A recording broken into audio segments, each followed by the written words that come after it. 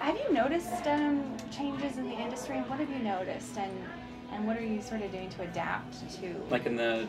I guess downsizing and more people having to multitask and stuff, and there's not just like an on-air DJ anymore. Yeah, we've been pretty lucky in this building, and there's not a ton of multitasking here just yet. Everybody on the air here, that's their job. I mean, you do see it going on other places. Yeah, well, I guess this is like one of the first ones where you guys seem to be doing really well. Yeah, well, and not kind of getting to that point. There's a lot of stations, even the bigger stations that we've gone to, that are paring down. You can see it. Yeah. And people, you can tell they're just getting stretched thinner and thinner. Yeah. And it's going to happen someday. Mm-hmm. The economy of it it doesn't always add up anymore. And there's going to have to be new ways to do certain things. What do you think those new ways are? I don't know. That's going to be up to people like you to figure out. Yeah. And I think for people, trying to get into it right now, it is obviously difficult. But I do know the opportunities are there if you can find a way to stand out. I guess the thing that I disagree with a lot of people on is, they say, or satellite radio is killing radio, or internet radio is killing radio. Well, listen to what you just said. Satellite radio is killing radio? Yeah. Okay, that's not killing radio any more than AM radio or FM radio killed AM radio. It's all radio. It's all push programming, right? Like, it's all prepackaged content. And there'll always be a market for that. Which isn't to say that transition isn't going to be rocky for people who don't find ways to get there or get just swept up in it temporarily.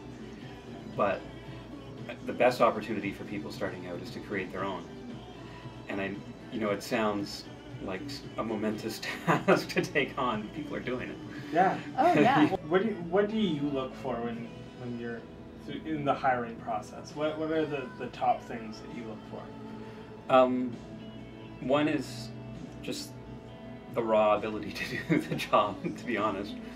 And we do need to be able to parachute people into jobs. Yeah. And say. So then where do you think the up and coming people that don't necessarily know how to do the job very well yet, but have the passion and really want to learn? Yeah, that's the hard part. Where do you go, and what's going to happen if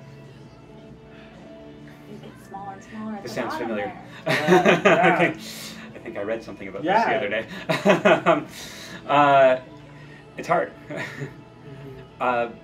But there are still opportunities. We do have people working here, mostly part-time at the moment, and they're still in school.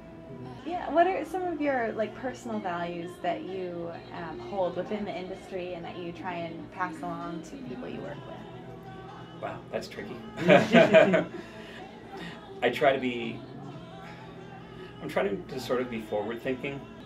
This city has one radio station interested in anyone under 25 to have as a listener.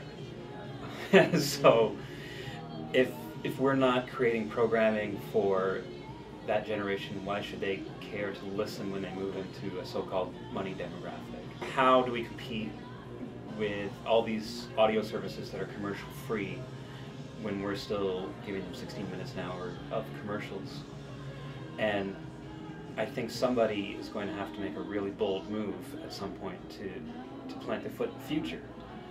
Say, we're going to run 4 minutes of commercials an hour, and it's going to cost us a ton of money, but we're going to pair, we're going to start this new station. We're not going to have very many staff, because we can't, because we're in no commercials.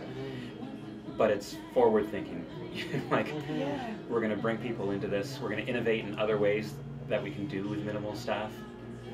And that's not me saying some station has to go and slash all the staff, but someone has to figure out the new economy of it, and big long commercial breaks are going to be a hindrance to new audiences. The problem, and especially in these markets that are PPM measured now, is it's this race to stop people from hitting the button. It's what can we do to have people not tune out? And we're so obsessed with the tune out that we've totally forgotten about the tune in. Yeah.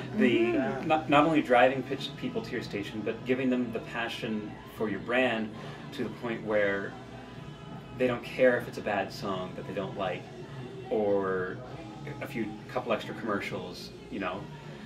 If they've got that loyalty to you, they will sit through that. That's great. That's great, because I think a lot of people are you know, the people we've talked to have that mentality. Yeah. Let's just worry about the numbers and Yeah. make sure we're not losing anyone and stuff. I think it's a different energy too. Like Yeah. if you're resisting something and Yeah. we don't want you to tune out, don't tune out like that. It's different than why don't you guys tune in? Yeah, You know, yeah. it feels Yeah. different. Yeah. And it doesn't have to be one or the other. No. Oh, Let's- totally. No. I'm really lucky to be working for a program director now who sees things that way as well. And so, you know, while we are working at making sure we're PPM friendly for when that happens here soon, we are still trying to make sure we still create content that people care about. Well, what are your plans? What are your thoughts on social media? It seems that, and I find this for my own use as well, that the next phase now is apps. I want it to play the stream of the station. It's got to sound good. I need the list of all the songs they've played today on there. I need to be able to see their tweets right on the app and interact with them right on the app and stuff like that. Yeah. The key is to create content that doesn't take away from your on-air.